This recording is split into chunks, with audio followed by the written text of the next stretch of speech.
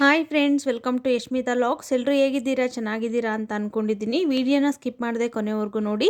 ಹಾಗೆ ಸಬ್ಸ್ಕ್ರೈಬ್ ಮಾಡೋದನ್ನು ಮರಿಬೇಡಿ. ಯಾರೆಲ್ಲ ನನ್ನ ಚಾನಲ್ನ ಸಬ್ಸ್ಕ್ರೈಬ್ ಮಾಡ್ದೇ ವಿಡಿಯೋ ನೋಡ್ತಾ ಇದ್ದೀರಾ, ದಯವಿಟ್ಟು ಸಬ್ಸ್ಕ್ರೈಬ್ ಮಾಡಿಕೊಂಡು ವಿಡಿಯೋನ ಪೂರ್ತಿಯಾಗಿ ನೋಡಿ.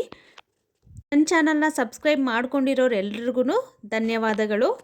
ಇವಾಗ ಅವರೆಕಾಳು ಸೀಸನ್ ಇರೋದ್ರಿಂದ ನಮ್ಮ ಮನೆಯಲ್ಲೂ ಕೂಡ ಅವರೆಕಾಳ್ದೇ ಸಾಂಬಾರು, ಪಲ್ಯಗಳು ಎಲ್ಲ ರೆಸಿಪೀಸ್ ಮಾಡ್ತಾನೆ ಇರ್ತೀವಿ. ಹಾಗೆ ನಾನಿಲ್ಲಿ ಇದಕ್ಕಿರೋ ಅಂಥ ಅವರೆಕಾಳಿಂದ ನಾನಿಲ್ಲಿ ಮಿಕ್ಸ್ಚರ್ ಮಾಡ್ತಾಯಿದ್ದೀನಿ. ಅದಕ್ಕೆ ಬೇಕಾಗಿರೋಂಥ ಇಂಗ್ರೀಡಿಯೆಂಟ್ಸ್ ನೋಡೋಣ. ನಾನು ಸ್ವಲ್ಪ ಅವಲಕ್ಕಿ ತೊಗೊಂಡಿದ್ದೀನಿ. ಹಾಗೆ ನಾನು ಸ್ವಲ್ಪ ಇದಕ್ಕಿರೋ ಅಂಥ ಬೇಳೆ ಸಹ ತಗೊಂಡಿದ್ದೀನಿ. ಅದು ಒಂದು ಸ್ಮಾಲ್ ಬೌಲಲ್ಲಿ ಒಂದು ಬೌಲ್ ಇದೆ. ಹಾಗೆ ಸ್ವಲ್ಪ ಕಡಲೆಬೀಜ, ಸ್ವಲ್ಪ ಬೆಳ್ಳುಳ್ಳಿ ಸಿಪ್ಪೆ ತೆಗೆದುಬಿಟ್ಟು ಸ್ವಲ್ಪ ಜಜ್ಜಿಬಿಟ್ಟು ಇಟ್ಕೊಂಡಿದ್ದೀನಿ.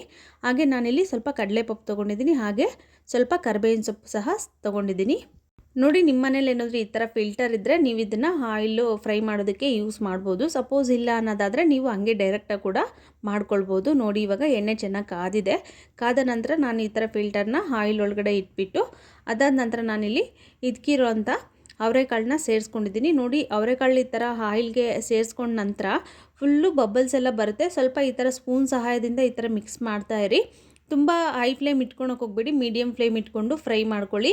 ನೋಡಿ, ಇದು ಈ ಥರ ಫ್ರೈ ಮಾಡ್ತಾ ಇವಾಗ ಬಬಲ್ಸ್ ಎಲ್ಲನೂ ಸ್ಟಾಪ್ ಆಗಬೇಕು. ಆವಾಗ ಚೆನ್ನಾಗಿ ಫ್ರೈ ಆಗಿದೆ ಅಂತ ಹಿಂಗೆ ಸ್ಪೂನ್ ಸಹಾಯದಿಂದ ಈ ಥರ ಮೇಲಕ್ಕೆ ಹಾಕಿದರೆ ಅವು ಗೊತ್ತಾಗುತ್ತೆ. ತುಂಬ ಕ್ರಿಸ್ಪಿಯಾಗಿ ಸೌಂಡ್ ಬರ್ತಾ ಇರುತ್ತೆ. ಆವಾಗ ಗೊತ್ತಾಗಿದೆ ಇದು ಫ್ರೈ ಆಗಿದೆ ಅಂತ. ನೋಡಿ, ಇಷ್ಟು ಫ್ರೈ ಆಗಿರಬೇಕು.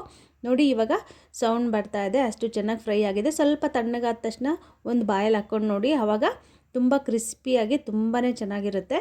ಯಾರು ಬೇಕಾದರೂ ಈ ರೆಸಿಪಿನ ಈಸಿಯಾಗಿ ಮಾಡ್ಬೋದು. 15ರಿಂದ 20 ನಿಮಿಷದಲ್ಲಿ ಆರಾಮಾಗಿ ಆಗಿಬಿಡುತ್ತೆ. ತುಂಬಾ ಈಸಿ ಈ ರೆಸಿಪಿ. ಇವಾಗ ನೋಡಿ, ನಾನು ಇಲ್ಲಿ ಕಡಲೆಬೀಜನ ಫ್ರೈ ಮಾಡ್ಕೊಂಡಿದ್ದೀನಿ. ಎಲ್ಲದನ್ನು ಇದೇ ರೀತಿಯಾಗಿ ಫ್ರೈ ಮಾಡ್ಕೊಳ್ಳಿ. ಇಲ್ಲಿ ಎಲ್ಲದನ್ನು ಸಪ್ರೇಟಾಗೇ ಫ್ರೈ ಮಾಡ್ಕೊಳ್ಳಿ. ನೋಡಿ, ಇವಾಗ ನಾನು ಸ್ವಲ್ಪ ಕಡಲೆಪಪ್ಪು ಸಹ ಫ್ರೈ ಮಾಡ್ಕೊಳ್ತಾ ಇದ್ದೀನಿ. ನಿಮಗೆ ಕ್ವಾಂಟಿಟಿ ಜಾಸ್ತಿ ಬೇಕಂದರೆ ಜಾಸ್ತಿ ತೊಗೋಬೋದು. ನಾನಿಲ್ಲಿ ಸ್ವಲ್ಪನೇ ತೊಗೊಂಡಿದ್ದೀನಿ. ಹಾಗಾಗಿ ಎಲ್ಲ ಇಂಗ್ರೀಡಿಯೆಂಟ್ಸನ್ನು ಸ್ವಲ್ಪ ಸ್ವಲ್ಪ ಸೇರಿಸ್ಕೊಂಡಿದ್ದೀನಿ. ಹಾಗೆ ಇಲ್ಲಿ ನಾನು ಅವಲಕ್ಕಿನ ಕೂಡ ಫ್ರೈ ಮಾಡ್ಕೊಳ್ತಿದ್ದೀನಿ. ಅವಲಕ್ಕಿ ಫ್ರೈ ಮಾಡುವಾಗ ಯಾವಾಗಲೂ ಹೈ ಫ್ಲೇಮ್ ಇಟ್ಕೊಳ್ಳಿ. ಅದಾದ ನಂತರ ಬೇಗನೆ ತೆಗೆದುಬಿಡಿ, ಅದು ಬೇಗನೆ ಆಗಿಬಿಡುತ್ತೆ. ಸ್ವಲ್ಪ ಲೇಟ್ ಆಯಿತು ಅಂದರೂ ಕೂಡ ಸೀದೋಗ್ಬಿಡುತ್ತೆ. ಮತ್ತು ಲೋ ಫ್ಲೇಮ್ ಇಟ್ಕೊಂಡು ಅದನ್ನು ಫ್ರೈ ಮಾಡೋಕ್ಕೋದ್ರೆ ಚೆನ್ನಾಗೇ ಫ್ರೈ ಆಗೋಲ್ಲ. ಹಾಗೆ ತಿನ್ನುವಾಗ ಗಟ್ಟಿಯಾಗಿ ಸಿಗ್ತಾ ಇರುತ್ತೆ. ಅವಲಕ್ಕಿ ಚೆನ್ನಾಗಿ ಫ್ರೈ ಆಗೋಲ್ಲ. ಅವಲಕ್ಕಿ ಮಾತ್ರ ಹೈ ಫ್ಲೇಮಲ್ಲಿ ಇಟ್ಕೊಂಡು ಹಾಕಿದ ತಕ್ಷಣ ಬೇಗನೆ ಸ್ವಲ್ಪ ಮಿಕ್ಸ್ ಮಾಡ್ತಾ ಇರಬೇಕು. ಮಿಕ್ಸ್ ಮಾಡಿದ ತಕ್ಷಣ ಅದು ಕಂಪ್ಲೀಟಾಗಿ ಎಲ್ಲನೂ ಫ್ರೈ ಆಗಿಬಿಡುತ್ತೆ. ಅದೇ ರೀತಿಯಾಗಿ ಎಲ್ಲದನ್ನು ನೀವು ಕೂಡ ಫ್ರೈ ಮಾಡ್ಕೊಳ್ಳಿ. ಇವಾಗ ನಾನು ಬೆಳ್ಳುಳ್ಳಿನ ಸೇರಿಸ್ಕೊಳ್ತಾ ಇದ್ದೀನಿ. ಅದನ್ನು ಕೂಡ ಸ್ವಲ್ಪ ಡೀಪ್ ಫ್ರೈ ಮಾಡ್ಕೊಳ್ಳಿ. ಯಾಕಂದರೆ ಫ್ರೈ ಆಗಿದೆ ಅಂದರೆ ನೋಡಿ ಎಲ್ಲ ಮೇಲ್ಗಡೆ ಬರುತ್ತೆ. ಆಯಿಲ್ ಮೇಲೆ ಬಂದಾಗ ಅದು ಡೀಪ್ ಫ್ರೈ ಆಗಿದೆ ಅಂತ ಅರ್ಥ. ಅದೇ ವೆಯ್ಟ್ ಜಾಸ್ತಿ ಇರುವಾಗ ಆಯಿಲಲ್ಲಿ ಕೆಳಗಡೆ ಇರುತ್ತೆ. ಮತ್ತು ಫ್ರೈ ಆದ ತಕ್ಷಣ ಮೇಲೆ ಬಂದುಬಿಡುತ್ತೆ. ಸ್ವಲ್ಪ ಚೆನ್ನಾಗಿ ಫ್ರೈ ಮಾಡ್ಕೊಬೇಕಾಗತ್ತೆ. ಲೋ ಫ್ಲೇಮಿಂದ ಮಾಡೋಕ್ಕೆ ಹೋಗ್ಬೇಡಿ, ಮೀಡಿಯಮ್ ಫ್ಲೇಮ್ ಇಟ್ಕೊಂಡೆ ಫ್ರೈ ಮಾಡ್ಕೊಳ್ಳಿ. ಆವಾಗ ಚೆನ್ನಾಗಿ ಫ್ರೈ ಆಗುತ್ತೆ ಮತ್ತು ಸೀದೂ ಹೋಗಲ್ಲ. ನಾನಿವಾಗ ಕರಿಬೇವಿನ ಸೊಪ್ಪು ಸಹ ಫ್ರೈ ಮಾಡ್ಕೊಂಡಿದ್ದೀನಿ. ಅದಾದ ನಂತರ ನಾನಿಲ್ಲಿ ಬ್ಯಾಡಗಿ ಮೆಣಸಿನ್ಕಾಯಿ ಒಂದು 4ನ ಚಿಕ್ಕ ಪೀಸಸ್ ಆಗಿ ಮಾಡಿಬಿಟ್ಟು ಸಹ ಫ್ರೈ ಮಾಡ್ಕೊಳ್ತಾ ಇದ್ದೀನಿ. ಎಲ್ಲದನ್ನು ಅಷ್ಟೇ ಸಪ್ರೇಟಾಗೆ ಫ್ರೈ ಮಾಡ್ಕೊಳ್ಳಿ. ನೋಡಿ, ಇದೇ ರೀತಿಯಾಗಿ ಎಲ್ಲದನ್ನು ಫ್ರೈ ಮಾಡ್ಕೊಳ್ಳಿ. ಅದಾದ ನಂತರ ನಾನಿಲ್ಲಿ ಒಂದು ಬೌಲಲ್ಲಿ ಎಲ್ಲದನ್ನು ಸೇರಿಸ್ಕೊಂಡಿದ್ದೀನಿ. ನೋಡಿ, ಇದೇ ಥರ ಮೆಸಿರೋ ಅಂಥ ಬೌಲ್ನೇ ತೊಗೊಂಡಿದ್ದೀನಿ. ಆ ಬೌಲಲ್ಲಿ ನಾನು ಎಲ್ಲದನ್ನು ಒಂದರಲ್ಲೇ ಸೇರಿಸ್ಕೊಂಡಿದ್ದೀನಿ. ಯಾಕೆ ಅಂದರೆ ಏನಾದರೂ ಆಯಿಲ್ ಏನಾದರೂ ಅದರಲ್ಲಿದ್ದರೆ ಕೆಳಗಡೆ ಎಲ್ಲ ಆಯಿಲು ಕೆಳಗಡೆ ಇಳ್ಕೊಳ್ಳುತ್ತೆ ಅಂತೇಳ್ಬಿಟ್ಟು ನಾನು ಈ ಥರ ಬೌಲಲ್ಲಿ ಹಾಕ್ಕೊಂಡಿದ್ದೀನಿ ಎಲ್ಲದನ್ನು. ನೋಡಿ, ಫ್ರೈ ಮಾಡಿರೋ ಅಂಥ ಐಟಮ್ ಎಲ್ಲ ಕಂಪ್ಲೀಟಾಗಿ ತಣ್ಣಗಾಗಿದೆ. ನಾನಿವಾಗ ರುಚಿಗೆ ತಕ್ಕಷ್ಟು ಉಪ್ಪು ಸೇರಿಸ್ಕೊಳ್ತಾ ಇದ್ದೀನಿ.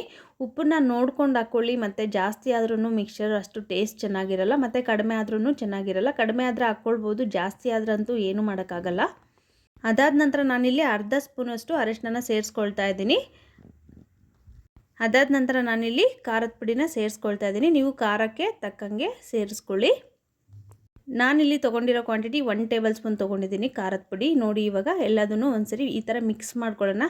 ಸ್ಪೂನಿಂದ ಮಿಕ್ಸ್ ಮಾಡ್ಕೊಳ್ಳೋಕೆ ಹೋಗ್ಬಿಡಿ, ಇದೇ ರೀತಿಯಾಗಿ ಮಿಕ್ಸ್ ಮಾಡಿ. ಸ್ಪೂನಿಂದ ಮಿಕ್ಸ್ ಮಾಡ್ತಾ ಇದ್ದರೆ ಅದೆಲ್ಲನೂ ಅವಲಕ್ಕಿ ತುಂಬ ಸಾಫ್ಟಾಗಿರುತ್ತೆ. ಸ್ಪೂನಲ್ಲಿ ಈ ಥರ ಮಿಕ್ಸ್ ಮಾಡೋ ಟೈಮಲ್ಲೇ ಎಲ್ಲ ಪುಡಿ ಆಗೋಗ್ಬಿಡುತ್ತೆ. ನೋಡೋಕ್ಕೂ ಚೆನ್ನಾಗಿರಲ್ಲ ಮತ್ತು ತಿನ್ನೋದಕ್ಕೂ ಅದು ನಮ್ಮ ಕೈಗೆ ಸಿಗಲ್ಲ. ಆ ಥರ ಆಗಿಬಿಡುತ್ತೆ.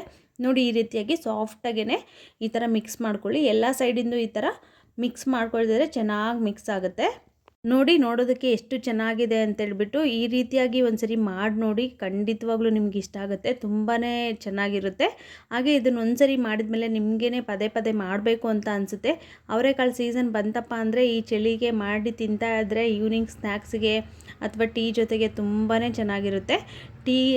ಜೊತೆಗಾದರೂ ತಿನ್ಬೋದು ಅಥವಾ ಕಾಫಿ ಜೊತೆಗಾದ್ರೂ ತಿನ್ಕೊಬೋದು ಸೈಡಾಗಿ. ತುಂಬಾ ಚೆನ್ನಾಗಿತ್ತು, ನನಗಂತೂ ತುಂಬಾ ಇಷ್ಟ ಆಯಿತು, ಎಲ್ರಿಗೂ ಕೂಡ ಇಷ್ಟ ಆಯಿತು.